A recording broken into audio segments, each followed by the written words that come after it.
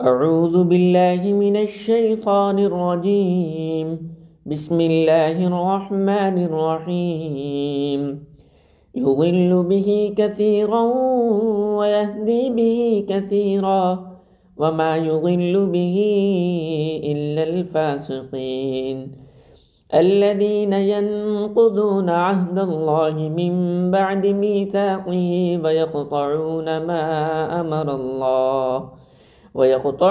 ما أمر الله به أن يوصل ويفسدون في الأرض.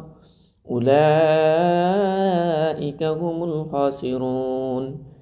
كيف تكفرون بالله وكنتم أمواتا فأحياكم ثم يميتكم ثم يحييكم ثم إليه ترجعون.